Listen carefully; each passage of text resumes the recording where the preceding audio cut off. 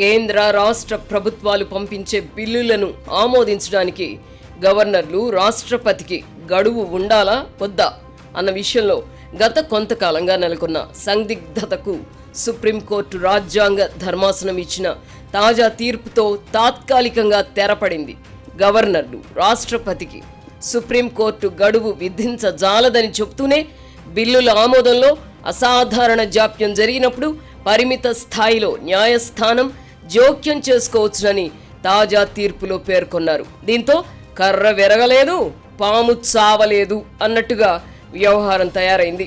బిల్లుల ఆమోదంలో కొంతమంది గవర్నర్లు రాజ్యాంగ స్ఫూర్తితో వ్యవహరించడం లేదన్న కారణంగా ఈ అంశంపై చాలా కాలంగా వివాదం నెలకొంది. రాష్ట్రాలలో స్వపక్షం అధికారంలో ఉన్నప్పుడు ఒకలా, ప్రతిపక్షం అధికారంలో ఉన్నప్పుడు మరోలా గవర్నర్లు వ్యవహరిస్తున్నారన్న విమర్శ ఎప్పటి నుంచో ఉంది.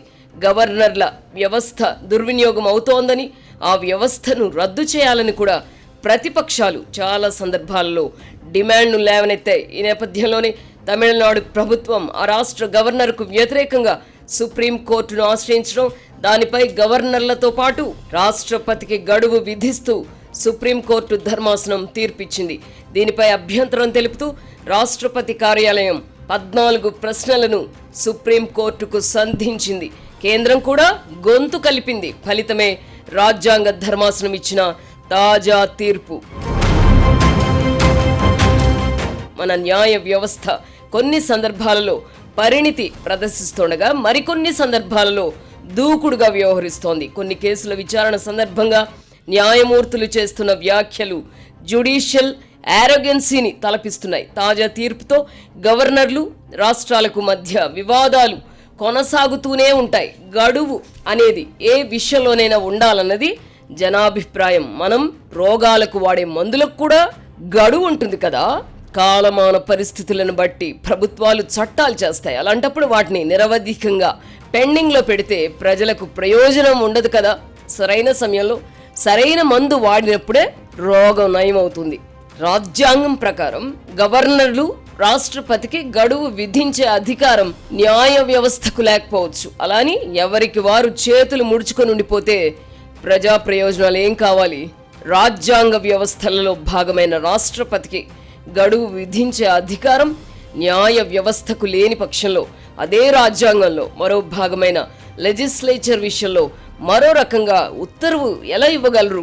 తమకు అధికారం లేదని చెప్పడం వరకు ఆక్షేపణ ఉన్నది. కానీ అదే సమయంలో ప్రస్తుత సమస్యను అధిగమించడానికి పార్లమెంట్లో చట్టం చేయాలని లేదా రాజ్యాంగ సవరణ చేయాలని సుప్రీంకోర్టు సూచించుంటే బాగుండేదన్న అభిప్రాయం వినిపిస్తోంది. దీనివల్ల బాధిత పక్షానికి ఎంతో కొంత ఉపశమనం లభించుండేది. గడువు అనేది ఒక అనివార్యంగా ఉండాలా లేదా అన్నది ఎప్పుడు తేలాలి? వాహనాల వినియోగానికి కూడా గడువు విధిస్తున్నాం కదా. కాలం చెల్లిన ఎన్నో చట్టాలను ప్రస్తుతం కేంద్రంలో అధికారంలో ఉన్న ప్రభుత్వం రద్దు చేసింది కదా. అదేవిధంగా గవర్నర్లు రాష్ట్రపతికి గడువు విధిస్తూ చట్టం చేయవచ్చు కదా. ఈ విషయంలో సుప్రీంకోర్టు మౌనంగా ఉన్నందునే రాజకీయ పార్టీలు సహజంగానే ఆ అంశం జోలికి వెళ్ళవు.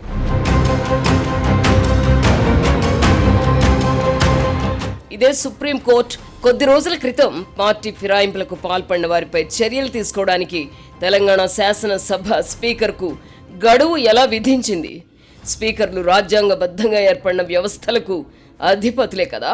గవర్నర్లు ఆ మాటకొస్తే న్యాయమూర్తులకు జీతభత్యాలు చెల్లించాలన్నా అవే చట్టసభలు ఆమోదించాలి కదా. తెలంగాణ శాసనసభ స్పీకర్కు గడువు విధించడంతో అయిపోలేదు. ఈ అంశంపై విచారణకు వచ్చిన కోర్టు ధిక్కరణ పిటిషన్ సందర్భంగా సుప్రీంకోర్టు చేసిన వ్యాఖ్యలు జ్యుడిషియల్ యారోగెన్సీని గుర్తుకు తెస్తున్నాయి. మా ఆదేశాలు అమలు చేస్తారా లేదా?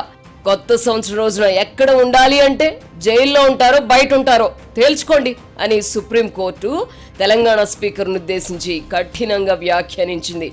గవర్నర్కు గడువు విధించే అధికారం లేనప్పుడు లెజిస్లేచర్ అధిపతికి గడువు విధించడంతో పాటు కోర్టు ధిక్కారం కింద జైలుకు పంపే అధికారం న్యాయ వ్యవస్థకు ఉంటుందా అన్న ప్రశ్న సహజంగానే తలెత్తుతుంది. వాస్తవానికి పార్టీ ఫిరాయింపుల నిరోధక చట్టంలో ఫిరాయింపులకు పాల్పడిన వారిపై స్పీకర్లు ఫలానా గడువులోపే చర్య తీసుకోవాలని లేదు.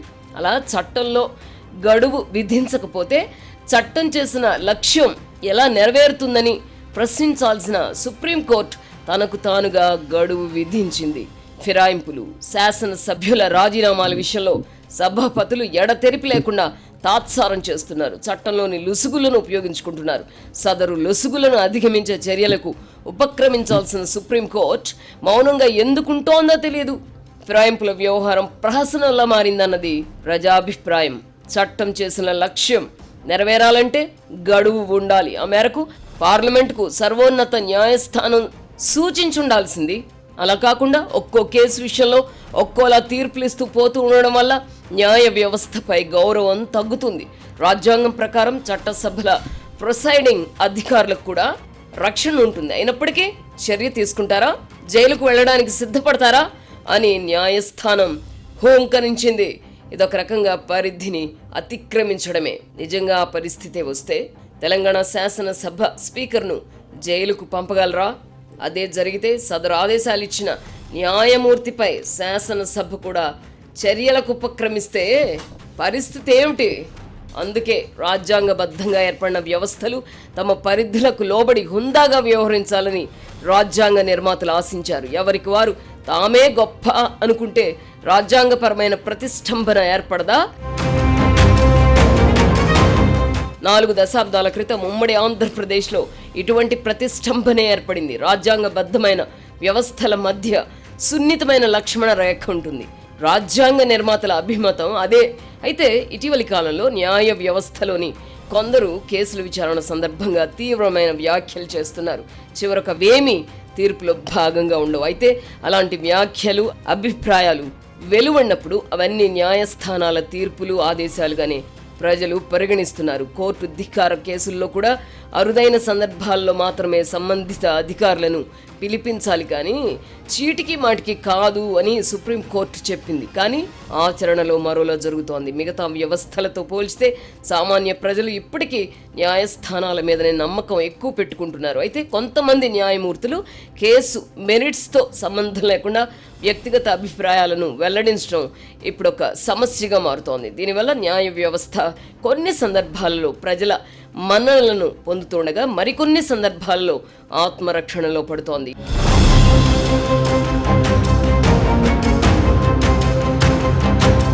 ఏ విషయంలో అయినా గడువు అనేది అవసరం అని అందరూ అంగీకరిస్తున్నారు. గవర్నర్కు గడువు విధిస్తూ చట్టం చేయండి లేదా రాజ్యాంగాన్ని సవరించాలని పార్లమెంట్ను సర్వోన్నత న్యాయస్థానం చొరవ తీసుకొని కోరితే ప్రజలు కూడా హర్షిస్తారు కదా. పార్టీ ఫిరాయింపుల విషయంలో కూడా ఫలానా గడువులోగా చర్యలు తీసుకునేలా చట్టాన్ని సవరించాలని సూచిస్తే ఎవరు మాత్రం అభ్యంతరం చెప్తారు? ఇలాంటి విషయాల్లో తమకు అధికారం లేదని న్యాయ వ్యవస్థ అభిప్రాయపడితే చేయగలిగిందేమీ లేదు. అలా అయితే కేసుల విచారణ సందర్భంగా చట్టం, రాజ్యాంగం సమ్మతించని వ్యాఖ్యలు, అభిప్రాయాలు ఎలా వెలిబుచ్చుతారు అన్న ప్రశ్న వస్తోంది. దిక్కులేని వాడికి దేవుడే దిక్కు అంటారు. మిగతా వ్యవస్థల వద్ద న్యాయం జరగనప్పుడు ప్రజలు అంతిమంగా న్యాయ వ్యవస్థ తలుపునే తడతారు కదా. అధికారం ఉన్నా లేకపోయినా న్యాయ వ్యవస్థకు బాధ్యత ఉండకపోతుందా? ఫలానా సమస్యను అధిగమించడానికి చట్టాన్ని చేయవచ్చునని గతంలో కొన్ని సందర్భాల్లో సూచించారు కదా. రాజకీయ పార్టీలు బడ్జెట్లో సింహభాగాన్ని ఓట్ల కొనుగోలు కోసం తాయిలాల కింద పంచిపెడుతున్న విషయంలో కూడా ఈ దేశ ప్రజలు న్యాయ వ్యవస్థపై గంపెడాశలు పెట్టుకున్నారు. గడువు ఉన్నప్పుడే ఎవరైనా బాధ్యతగా వ్యవహరిస్తారు. రాజ్యాంగాన్ని ఎడాపెడా రాజకీయ అవసరాల కోసం సవరించిన ఈ దేశంలో గవర్నర్లైనా, స్పీకర్లైనా వారందరికీ గడువు విధిస్తూ సవరణ చేయలేమా? ఈ గడువు అనేది లేకపోతే వ్యవస్థలపై ప్రజలకు నమ్మకం పోతుంది. న్యాయ వ్యవస్థకు కూడా ఇదే మాట వర్తిస్తుంది. న్యాయస్థానాలలో కేసుల పరిష్కారం విషయంలో అంతులేని జాప్యం జరుగుతోంది. ఇందులో కొన్నింటి విషయంలో సహేతుక కారణాలు ఉండగా చాలా సందర్భాల్లో చట్టంలోని లొసుగులను అడ్డం పెట్టుకొని నేరస్తులు చట్టంతో, న్యాయస్థానాలతో చెలగాటమాడుతున్నారు.